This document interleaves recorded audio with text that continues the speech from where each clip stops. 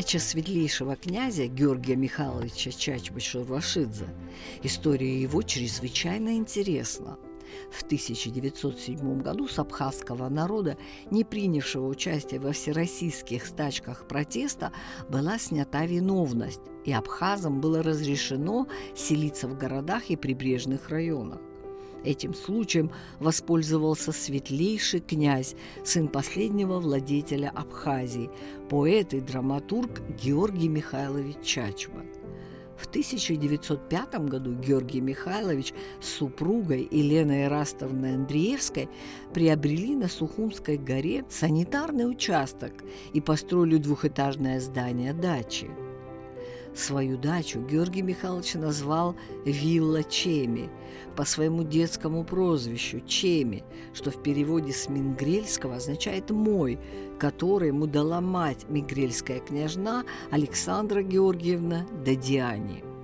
Георгий Михайлович – наследник абхазского престола. Он родился в семье владетельного князя Михаила Георгиевича Чачба.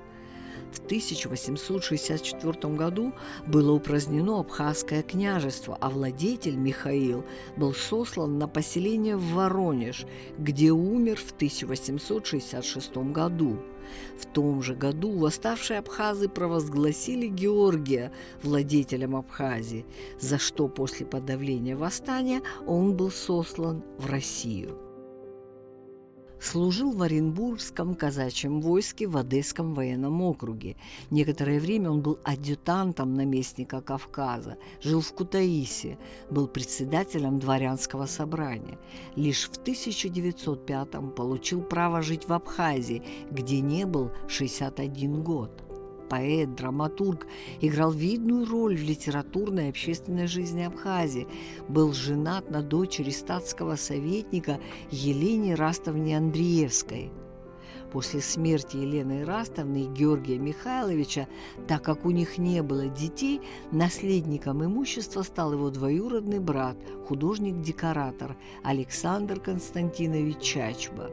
Вскоре под давлением грузинских меньшевиков Александр Чачба покинул Абхазию, уехал с театром Дягилева во Францию, и дача осталась без присмотра.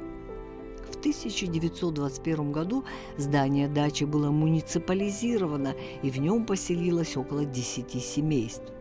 Решением правительства в 1996 году к 150-летию Георгия Михайловича Чачба здание бывшей дачи было преобразовано в дом-музей, который, к сожалению, так и не был создан. На сегодняшний день это жилой дом.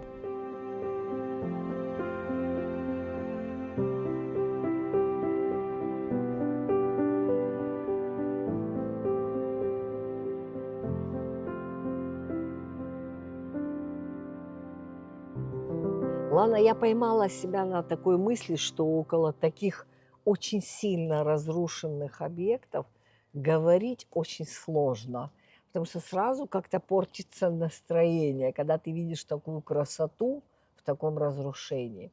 Но все же, давай мы найдем в себе силы и разберем этот объект с точки зрения архитектуры. Ведь совершенно очевидно, что это просто маленький бриллиантик на наших Сухумских горах. Скажи, пожалуйста, вот не обязательно, как говорится, нужно быть профессионалом, чтобы понять, что перед нами образец великолепного сухумского модерна. Да. Эти плавные линии, это великолепная композиция, такая асимметричная. Итак, вилла Чеми. Что мы скажем о ней? Помимо того, что этот дом исторически связан с двумя известными историческими именами нашей Родины, этот объект, он уникален для Сухума, так как является хорошим, правильным примером стиля модерн, можно так сказать. Сам рельеф, на котором построен этот дом, он довольно-таки сложный. На возвышенности дом построен. Благодаря этому с этого дома открывается на центральную часть города хороший вид, что не могло служить другому выбору. Этот дом, он двухэтажный, внизу имеется полуподвал. А, Фасады, они несимметричны, это нам говорит о модерне. Да, Но так как здесь центральный фасад, он самый главный, а другие два фасада, они вторичны по отношению к центральному фасаду, здесь можно видеть влияние эклектики, так как все-таки модерн, он проявлялся и в интерьере, и в экстерьере буквально со всех сторон, со всех фасадов он быть ярким. Здесь у нас обращают внимание на себя центральный ризолит, опять-таки. Ризолит – часть здания, выступающая за линию фасада. Этот ризолит, он представлен главным образом вот этим овальным окном на втором этаже. Овальное окно, такая форма, она была признаком модерна. Таких овальных больших окон у нас в Сухуми можно встретить несколько. Но вот чтобы такой красивый вид на весь город открывался из этого окна, это вот такой уникальный случай, уникальный пример. Под этим овальным окном мы можем видеть упрощенные детали. Это филенка простая, это углубление в стене. Филенка – прямоугольное обрамление на стене. А вот окна первого этажа этого ризолита, они встроены, спаренные и разделяются простыми лопатками, пилястрами. Пилястра – плоский вертикальный выступ прямоугольного сечения. В принципе, здесь видно влияние неоклассического стиля, потому что вот эти все упрощенные формы, филенки под окнами, вот эти лопатки, они все-таки вот из эпохи классицизма. Но модерн здесь довольно ярко еще представлен вот этими линиями, вогнутыми, выгнутыми на фасаде. Здесь можно буквально на каждом фасаде увидеть такие линии. Они вот несут в себе только декоративную функцию. И вот этот центральный ризолит, он по бокам такими контрфорсами представлен у нас, которые тоже здесь декоративную функцию имеют. И они как бы обрамляют вот этот центральный ризолит. Контрфорс – вертикальная опора у несущей стены для ее укрепления. Вот этот центральный дом, сам вот этот главный фасад, он делится на левую и на правую сторону. Левая сторона, она у нас представлена широким балконом. Этот широкий балкон, мы видим, что он имеет вот такую арку, тоже выгнутую в форме модерна. Это вот линии все, они вот повторяют природные линии. И здесь это тоже очень красиво представлено, таких конфигурации балконов, вообще проемов в Сухуми мало. Ну, если говорить о фасаде, об украшениях фасадов дополнительных, то мы можем обратить внимание, конечно же, на аттик этого фасада. Он очень красивый, изящный. Можно даже сказать, что он напоминает какую-то корону, что не может отсылать нам к первому владельцу этого дома. Как мы знаем, это был князь. владетельный Да, князь. владетельный князь Георгий Михайлович Чачва. Возможно, это вот такая отсылка к личности этого человека. Атик – декоративная стенка над карнизом здания. Такие аттики, они свойственны модерну, вот эта декоративность, плавность линий. Но опять-таки это такой модерн, который рациональный, более спокойный. Он выражен в формах больше, а не в излишней декоративности, как мы обычно традиционно понимаем этот стиль. Если говорить о боковых фасадах, то там свои особенности, которых нет на центральном фасаде. Сейчас мы туда подойдем. И все же у меня возникла некая ассоциация, Лана.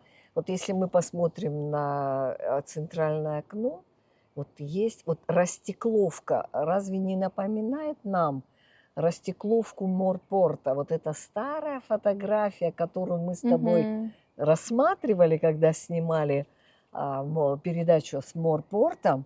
Вот мне кажется, вот эта растекловка очень сильно напоминает окно, которого, к сожалению, Да. уже нет. Там было более маленькое членение вот этой растекловки, а здесь такое более широкое, потому что оно все-таки единственное в этом помещении, в этом зале, и все-таки оно свою главную функцию, свет, он нес до конца вот эту функцию свое освещение помещений, поэтому, возможно, не такая сильная растекловка, но она, естественно, присутствует здесь. И напоминает Да, все же. да.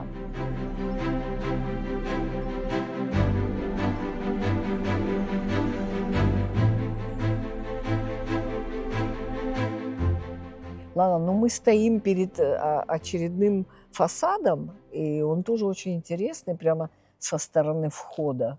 Что мы можем о Да, нем сказать? вообще этот дом был одним из тех, что сильно пострадал во время войны 92-93 годов. На него упал снаряд, из-за этого пострадала очень сильно крыша. И вот этот фасад со стороны центрального входа, там буквально нет помещений, то есть они уже провалились. Но этот фасад, он уникален тем, что здесь находился центральный главный вход. Мы видим это по широкой лестнице, которая вела к двери. Эта дверь, она была объединена с окном более узким. И форма вот этой входной группы, она имеет форму арки, что опять-таки признак модерна. И вот эта спаренность двери и окна, она была отличительной особенностью. Таких примеров можно встретить множество и в Европе. То есть это такой прием был. И обрамляет это все такой интересный, простой по форме архивольт, но подходящий, в принципе, этой стилистике этого здания. И это все архивольт имел замковый камень наверху. Само здание, оно построено из кирпича и камня, известняка.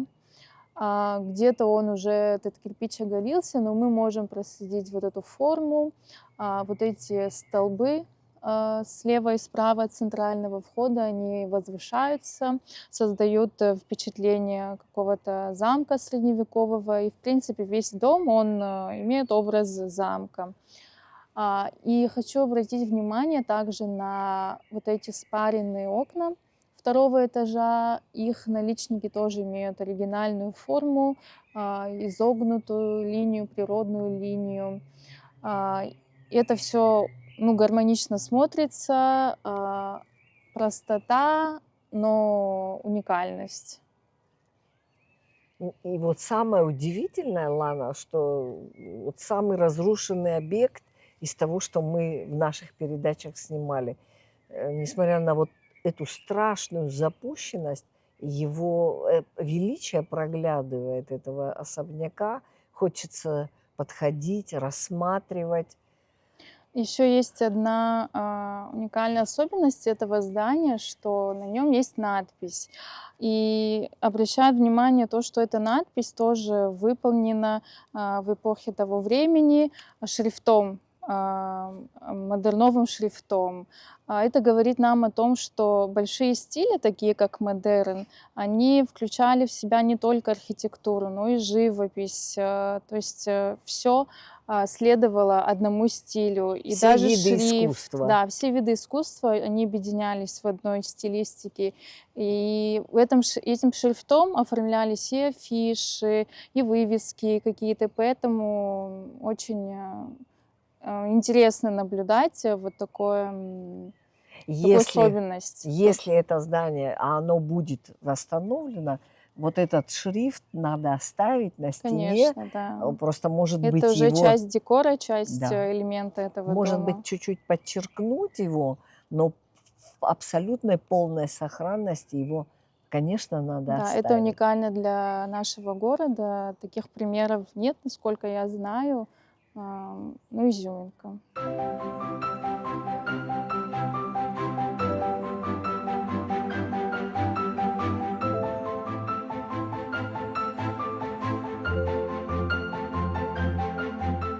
И все же мне кажется, Лана, что или до войны, или после войны здесь что-то планировало руководство какую-то организацию. Да, насколько известно, в 96 году, уже после войны, правительство Абхазии приняло решение открыть в этом доме дом-музей к 150-летию Георгия Михайловича Чачпа. Даже был директор, но, к сожалению, реконструкция сама не началась, и музейная деятельность здесь не ведется с того времени. А вообще судьба этого дома, судьба жильцов этого дома, она печальна.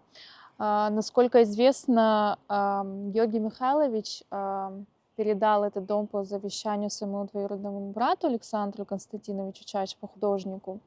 Но из воспоминаний его дочери Александра Константиновича известно, что он посещал этот дом, когда гостил у своего брата, но это был в тот период, когда он работал в Петербурге. И вот какое-то время он здесь бывал до того момента, как ему перешло это Ну, в здание. данный момент, Лана, это жилой дом. Я правильно Да, поняла? жилой дом. Здесь в 21 году расселили этот дом, поделили на квартиры. Вот с того момента здесь весь дом поделен на квартиры. И также живут люди в таких же условиях аварийных. Ну вот буквально сегодня-завтра существует опасность обрушения одного из помещений из-за отсутствия крыши, из-за отсутствия должного ухода, должных работ.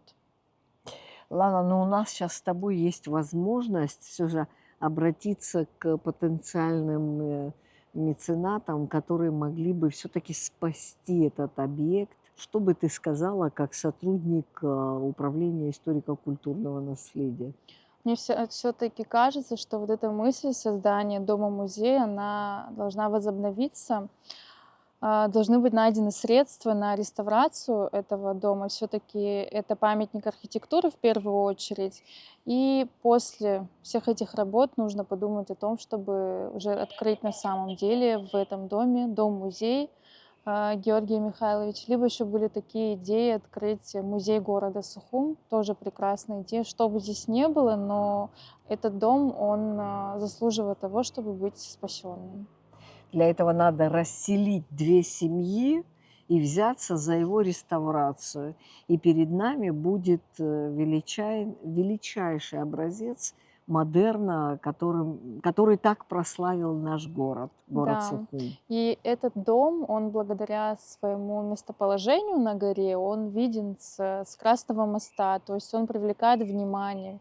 Многие хотят понять, где этот тот дом расположен, и эта улица такая короткая, где же она. Ну вот для этого всего нужно, чтобы это было общественное пространство.